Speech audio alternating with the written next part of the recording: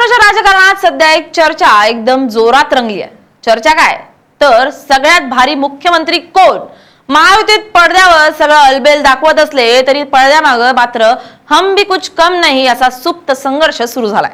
निमित्त ठरलंय एकनाथ शिंदेच्या शिवसेनेचे आमदार बच्चू कडू यांनी केलेलं एक विधान आणि त्याला भाजपने दिलेलं जोरदार बोचरं प्रत्युत्तर। नेमकं काय घडलंय, महायुतीत मुख्यमंत्री पदावरून ठिणगी का पडली आहे, पाहूया त्या व्हिडिओमधून।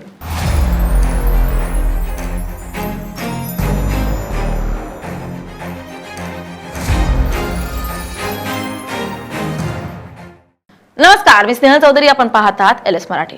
महाराष्ट्रामध्ये आज जरी कोणी सर्वे केला तरी एकनाथ शिंदे यांचंच नाव मुख्यमंत्री पदासाठी समोर येईल असं वक्तव्य शिवसेनेचे विधान परिषदेचे आमदार बच्चू कडू यांनी केलंय। त्यामुळे राजकीय वातावरणात मोठी खळबळ उडाली आहे। सर्वसामान्य जनतेशी एकनाथ शिंदे यांची कायम बांधिलकी असून अवघ्या महाराष्ट्राला एकनाथ शिंदे मुख्यमंत्री व्हावेत असं वाटतं। शिंदे मुख्यमंत्री व्हावेत यासाठी आम्ही थेट जनतेला साकडं घालू असं म्हणत बच्चू कडू यांनी थेट भाजपच्या पायावर कुऱ्हाड मारली आहे। त्यामुळे महायुतीतल्या नेत्यांच्या आणि कार्यकर्त्यांच्या भुवया उंचावल्यात। मला असं वाटतं का ते जे साकडं घालायचं काम आहे ते जनतेसोबत घालू। जनतेला आम्ही सांगू का आम्हाला असं वाटतं का मुख्य शिंदे साहेब जे रात्री 2 वाजता दरवाजा उघडतय, सामान्य माणसाच्या प्रति असणाऱ्या भावना ज्या खऱ्या अर्थानं ज्या पद्धतीच्या आहे तशा ताकदीचा मुख्यमंत्री व्हावा हे सगळ्यालाच वाटतं, मला एकट्यालाच नाही वाटत। तुम्ही जर सर्वे केला तर सगळेजण तेच म्हणणार का पुन्हा मुख्यमंत्री शिंदे साहेब हवे। शिवसेनेचं शेतकऱ्याप्रती असणारं धोरण हे सुद्धा स्पष्ट करण्याची गरज आहे। हे 6 महिन्यात आम्ही प्रत्येक विभागावर महाराष्ट्रात तुम्हाला माहित आहे का विभाग बदलला का पीक पद्धती बदलतं। तुम्ही जर कोकणात गेले तर तिथं आंबा आणि काजू मच्छीमार शेतकरी सापडतं।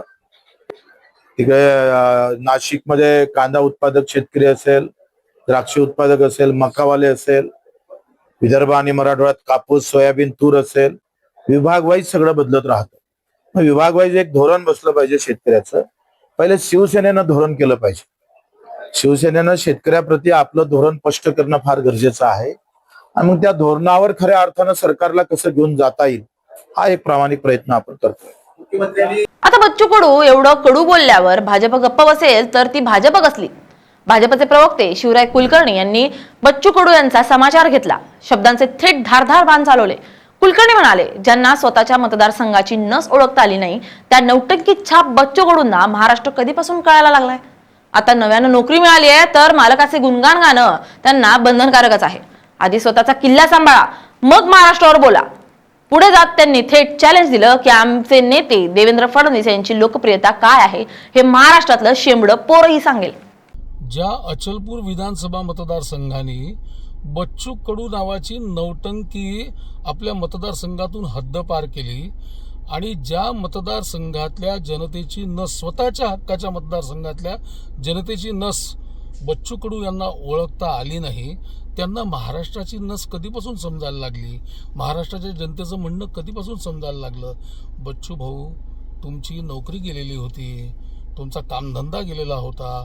अरे आता ज्या मालकाने तुम्हाला नोकरी दिली त्या मालकाचं गुणगान तुम्ही करणारच आहे।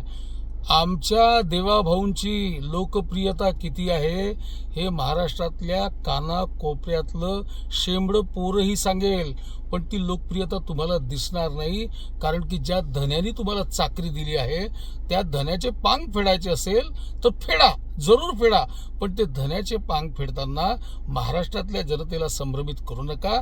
महाराष्ट्रातली जनता हुशार आहे, त्यांनी भरभरून देवाभाऊच्या नेतृत्वाला कौल दिलेला आहे आणि ते देवाभाऊवर प्रेम करतात।